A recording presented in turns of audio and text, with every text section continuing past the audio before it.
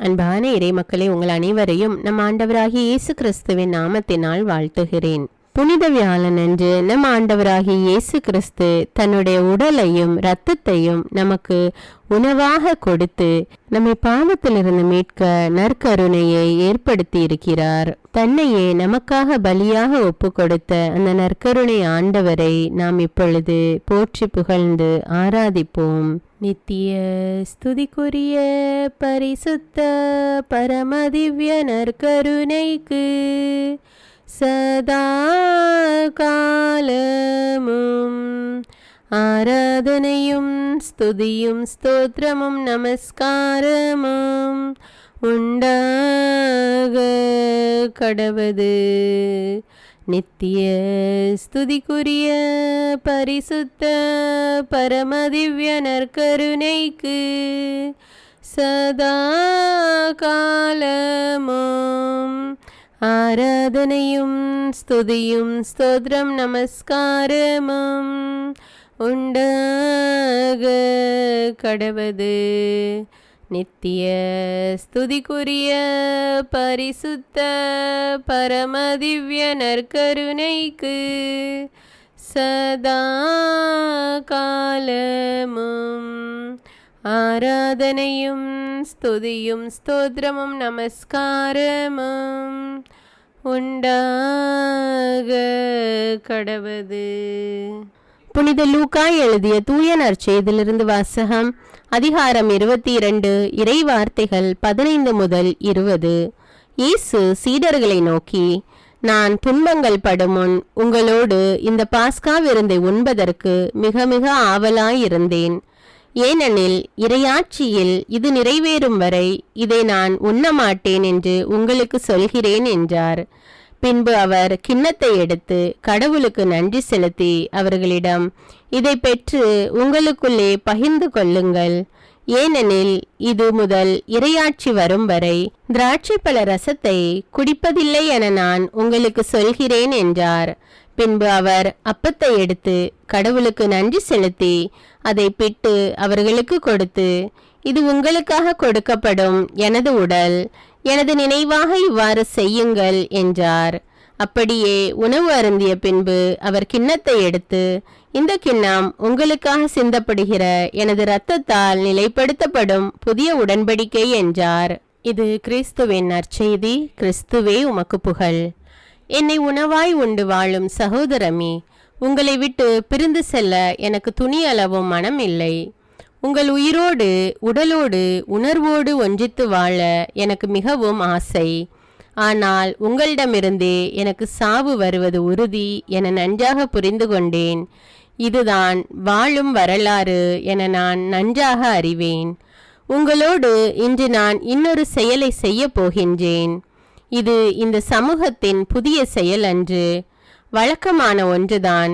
உங்களோடு நான் பந்தி அமரப் போகின்றேன். ஏற்கனவே பல பந்தி அமர்வுகளில் நான் பங்கேற்றுள்ளேன். ஒவ்வொரு பந்தி அமர்வும் என்னுள்ளே ஒவ்வொரு விதமான பாடத்தை கொடுத்தது. ஒவ்வொரு நிகழ்வும் எனக்கு ஒரு புதிய அனுபவமானது. எனது பெரும்பாலான பந்தி அமர்வுகள் பாமர மக்களோடு தான் நிகழ்ந்தது. அதனில் சிலவற்றை இந்நேரத்தில் உங்களுக்கு குறிப்பிட்டு காட்ட விரும்புகின்றேன். கலிலேயாவில் உள்ள கானா ஊரில் திருமணம் ஒன்று நடைபெற்றது. அது ஏழை வீட்டு திருமணம். விருந்தின் போது ஒரு சிக்கல். அதுவரை பரிமாறப்பட்ட ரசம் தீர்ந்து விட்டது. மணவீட்டார் அங்கலாய்த்து நின்றனர். அடுத்தவர் மீதான அக்கறையை எங்கும் எப்போதும் வெளிப்படுத்த வேண்டும் என்ற பாடத்தை அந்த திருமண விருந்து எனக்கு கற்றுத்தந்தது. சுங்கச்சாவடியில் வரி வசூலித்து கொண்டிருந்த மத்தேயுவை என் பணிக்காக அழைத்தது மட்டுமன்றி அவரது வீட்டுக்கு சென்று விருந்து உண்டேன். அதனில் சீடர்களும் பங்கேற்றனர். அப்பந்தியில் பரிசேயரால் பாவிகள் என கருதப்பட்டோர், வரிதண்டுவோர் என பலரும் பங்கேற்றனர். ஒதுக்கப்பட்டவர்களோடு உட்கார்ந்து சாப்பிடுவதை கண்ட பரிசேயர் எனது செயலை கேள்விக்குட்படுத்தினர். ஒரு நாள் திபேரிய கடல் அருகே இன்னொரு விருந்து நடைபெற்றது. அது முற்றிலும் எதிர்பாராதது. நான் அப்பகுதியில் இருந்ததை கேள்வியுற்று மக்கள் பெருந்திரளாக அங்கு வந்து சேர்ந்தனர். அவர்கள் என்னோடு நீண்ட நேரம் செலவிட்டனர். அந்நேரத்தில் அங்கு அமர்ந்திருந்த அத்தனை பேருக்கும் உணவு கொடுக்க சீடர்களிடம் சொன்னேன். எப்படி கொடுப்பது? எவ்வளவு பணத்துக்கு உணவு வாங்குவது? அவ்வாறு வாங்கினாலும் போதுமா என்ற கேள்விகள் அவர்களுள் எழுந்தன. பகிரும் பண்பிருந்தால் பற்றாக்குறை என்ற சொல்லுக்கே இடமில்லை என்ற சிந்தனைக்கு உயிரூட்ட ஒரு ஏழை சிறுவன் தன்னிடமிருந்த உணவை கொடுத்தான். எல்லோரும் வயிறார உண்ண இந்த சிறுவனின் பகிர்வு தூண்டுகோலானது. அடுத்திருப்போரின் அடிப்படை உரிமைகளை நிறைவேற்றும் அக்கறை உணர்வை எனது சீடர்களும் சூழ இருந்த எல்லோருக்கும் கற்றுக் கொடுக்கும் வாய்ப்பாக்கினேன். சக்கேயு என்பவரை பற்றி கேள்விப்பட்டிருப்பீர்கள். வரி வசூலிப்போரின் தலைமை பொறுப்பில் இருந்தார். அவரிடம் எக்கச்சக்கமாக செல்வம் சேர்ந்திருந்தது. அவர் என்னை பற்றி அறிந்திருக்கிறார். நேரடியாக என்னை பார்க்க தன்னுள் ஆசை கொண்டிருந்தார். எரிகோ நகர் வழியே நான் வருகின்ற தகவல் அறிந்து வழியோரம் நின்ற ஒரு முசுக்கட்டை மரத்தின் மீது ஏறி காத்திருந்தார். தவறிழைத்தாலும் திருந்த வேண்டும், நன்மை புரிய வேண்டும் என்ற ஒருவித ஆர்வம் அவருள் இருந்ததை உணர்ந்தேன். அவர் ஏறி அமர்ந்திருந்த மரத்தின் அடியில் நின்று அவரை அழைத்தேன். என்ன உற்சாகம்! வேகமாக இறங்கி வந்தார். அன்று அவரது வீட்டில் நான் தங்க வேண்டும் என்று எனது விருப்பத்தை வெளிப்படுத்தினேன். ரொம்பவே சந்தோஷப்பட்டார். என்னை வீட்டிற்கு கூட்டி சென்றார். நல்ல விருந்து கொடுத்தார். அந்த விருந்து அவரது பழைய வாழ்வை மாற்றும் விருந்தானது. அவரது அதிகார போதையில் இருந்து விடுபட்டு அதற்கான பரிகாரம் தேடிக்கொள்ளும் வாய்ப்பாக மாற்றிக்கொண்டார்.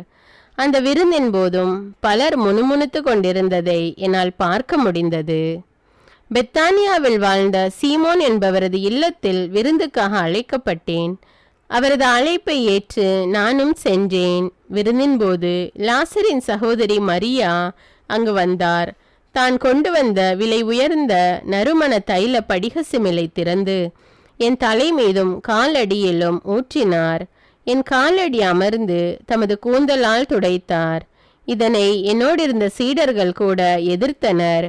விருந்து என்பது வெறுமனே உணவு பரிமாற்றம் அல்ல, அது உள்ளத்திலிருந்து ஊற்றெடுக்கும் உறவு பகிர்வு என எனது சீடர்களுக்கே தெரியவில்லை. என் நல்ல நண்பர்களே, இந்த பந்தி அமர்வு ஏற்கனவே நான் பங்கேற்ற விருந்துகள் தந்த பாடங்களின் விடைகளாகட்டும். எனது பந்தி அமர்வில் உணவு மட்டும் பகிரப்படவில்லை, மாறாக எனது உயிர் பரிமாறப்படுகிறது. ஏனெனில் இங்கு நான் என்னையே அப்பரச வடிவில் உணவாக்குகின்றேன். இப்போது நிகழ்வாகும் பந்தி இந்த நேர பசிக்கானது மட்டுமல்ல, எல்லா மக்களின் வாழ்வுக்குமானது. ஒவ்வொரு வேளை உணவும் பகிரப்பட்டுதான் உண்ணப்பட வேண்டும் என என் சீடர்கள் வழியாக நிர்பந்திக்கிறேன். என்னை உண்ணும்போது பழிவாங்கல், பகை உணர்வு, ஆணவத்தனம், ஏமாற்று, பொய்மை போன்ற இழி மனநிலைகள் இதயத்துக்குள் இருந்தால் அதனை அகற்றிக்கொள்க. எனது விருந்தில் எல்லோரும் சமம் என்ற சரிநிகர் உணர்வு மேலோங்கட்டும். இந்த உணவு பரிமாற்றம் தியாகத்தின் அடையாளமாகட்டும். எனது உணவின் போது உயர்ந்தோர் தாழ்ந்தோர் என்ற பாகுபாட்டு சிந்தனைக்கே இடமில்லை. மானிட நட்புறவு சிறப்பை இந்த விருந்து வலியுறுத்தி கொண்டே இருக்கட்டும். பணிவு, பரிவு, பாசம், பகிர்வுக்கு என் உயிருள்ள இந்த உணவு எடுத்துக்காட்டாக நினைவு கூறப்படட்டும். மனிதம் வளர்க்கும் ஒவ்வொரு தியாகமிக்க பணிவிடை செயல்பாடும் என்னை நினைவூட்டும் நல்ல உணவு பகிர்வு போல அமையட்டும். இதைத்தானே நீங்கள் நற்கருணை என பெயரிட்டுள்ளீர்கள். எப்போதெல்லாம் பாசம் கலந்த பகிர்வு நிகழ்வாகிறதோ, எப்போதெல்லாம் பணிவு நிறைந்த பணிகள் நிறைவேறுகிறதோ, எப்போதெல்லாம் தியாகம் செறிந்த உழைப்பு உருவேறுகிறதோ, எப்போதெல்லாம் சமத்துவமிக்க பார்வை நிலையாகிறதோ, எப்போதெல்லாம் உண்மை கொண்ட பகிர்வு செயலாகிறதோ, எப்போதெல்லாம் அக்கறை மிக்க அணுகுமுறை பணியாகிறதோ, எப்போதெல்லாம் உயிர் காக்க உதிரம் தானமாகிறதோ, எப்போதெல்லாம் நிபந்தனையற்ற உறவு பரிமாறப்படுகிறதோ, அப்போதெல்லாம் என் பெயரால் நீங்கள் கொண்டாடும் நற்கருணை விருந்து அர்த்தமானது, இல்லையேல் அது அபத்தமானது. இயேசுவின் வார்த்தை ஒளியில் சில நிமிடங்கள் அமைதியாக தியானிப்போம்.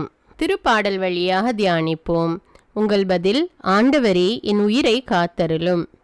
அவரை நான் மன்றாடிய நாளில் எனக்கு அவர் செவி சாய்த்தார். ஆண்டவரே, என் உயிரை காத்தருளும்.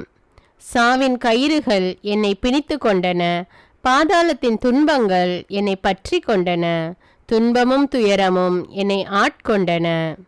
ஆண்டவரே, என் உயிரை காத்தருளும். நான் ஆண்டவரது பெயரை தொழுதேன். ஆண்டவரே, என் உயிரை காத்தருளும் என்று கெஞ்சினேன். ஆண்டவரே, என் உயிரை காத்தருளும்.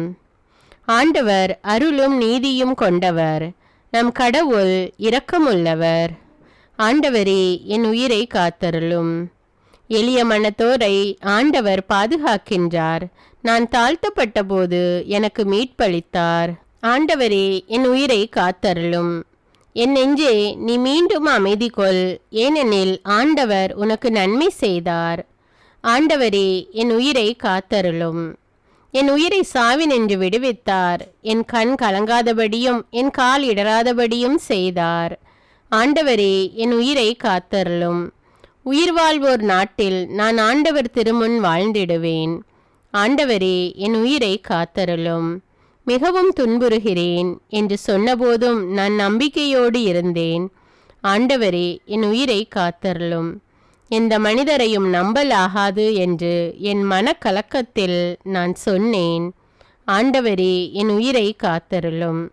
ஆண்டவர் எனக்கு செய்த எல்லா நன்மைகளுக்காகவும் நான் அவருக்கு என்ன கைமாறு செய்வேன்? ஆண்டவரே, என் உயிரை காத்தருளும். மீட்பின் கிண்ணத்தை கையில் எடுத்து ஆண்டவரது பெயரை தொழுவேன். ஆண்டவரே, என் உயிரை காத்தருளும். இதோ ஆண்டவருடைய மக்கள் அனைவரின் முன்னிலையில் அவருக்கு என் பொருத்தனைகளை நிறைவேற்றுவேன். ஆண்டவரே, என் உயிரை காத்தருளும். ஆண்டவர் தம் அன்பர்களின் சாவு அவரது பார்வையில் மிக மதிப்புக்குரியது. ஆண்டவரே, என் உயிரை காத்தருளும். ஆண்டவரே, நான் உண்மையாகவே ஊழியன். நான் பணியால் அடியாளின் மகன். என் கட்டுகளை நீர் அவிழ்த்து விட்டீர். ஆண்டவரே, என் உயிரை காத்தருளும். நான் உமக்கு நன்றி பலி செலுத்துவேன். ஆண்டவராகிய பெயரை தொழுவேன். ஆண்டவரே, என் உயிரை காத்தருளும்.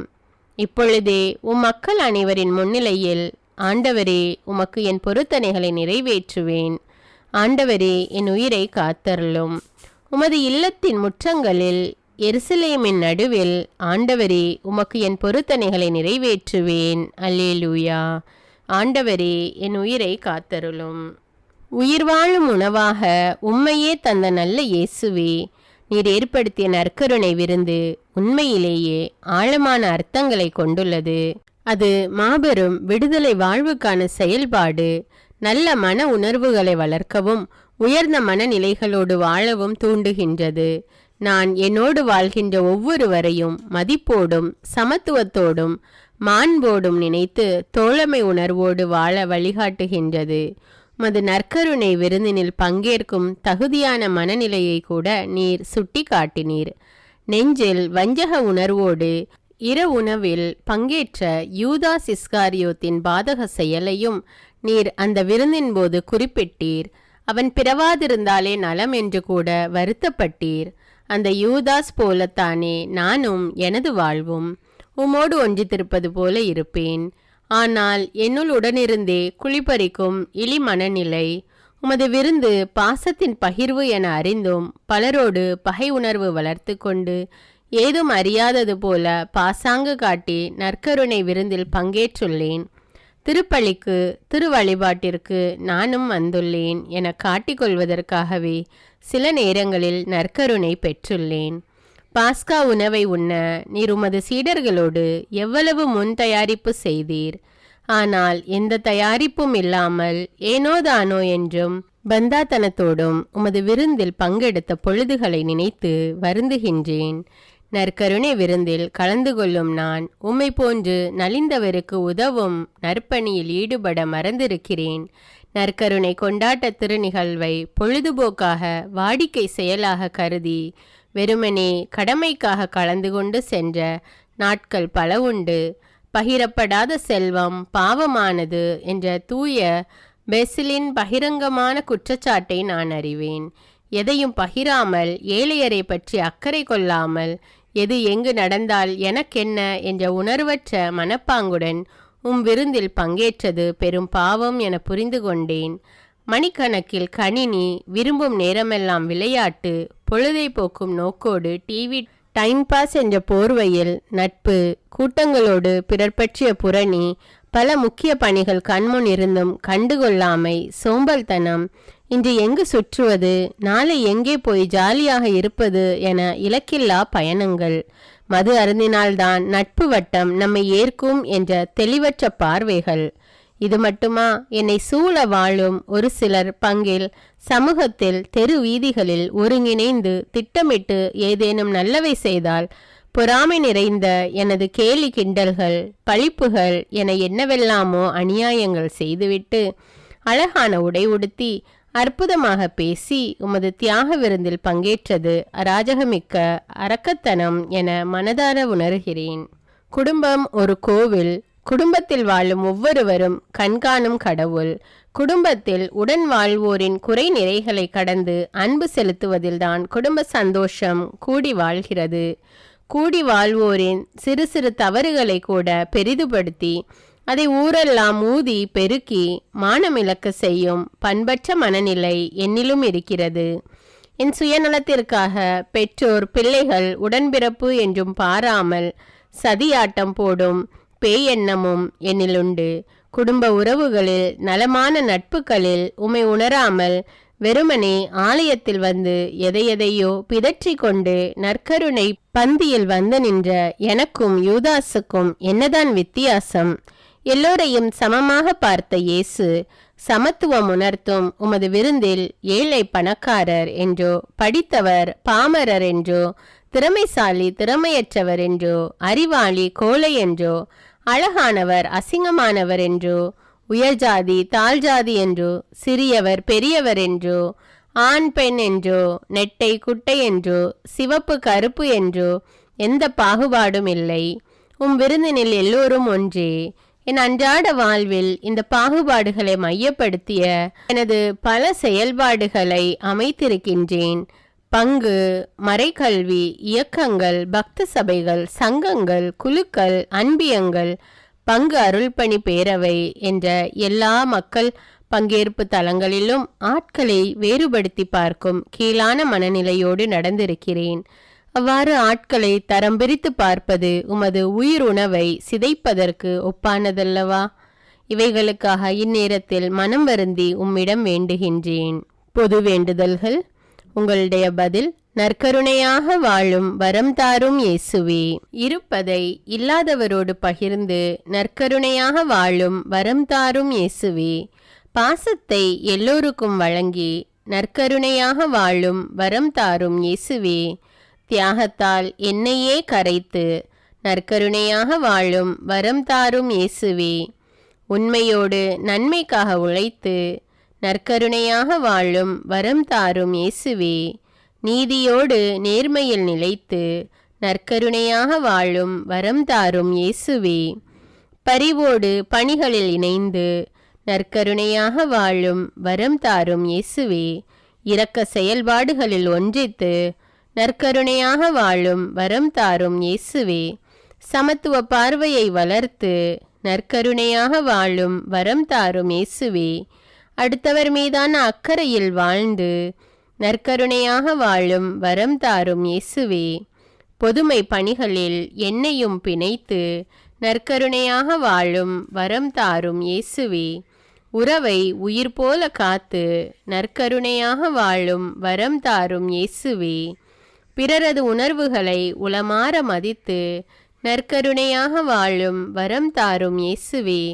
உழைப்போர் உரிமைகளை பாதுகாத்து நற்கருணையாக வாழும் வரம் தாரும் இயேசுவே.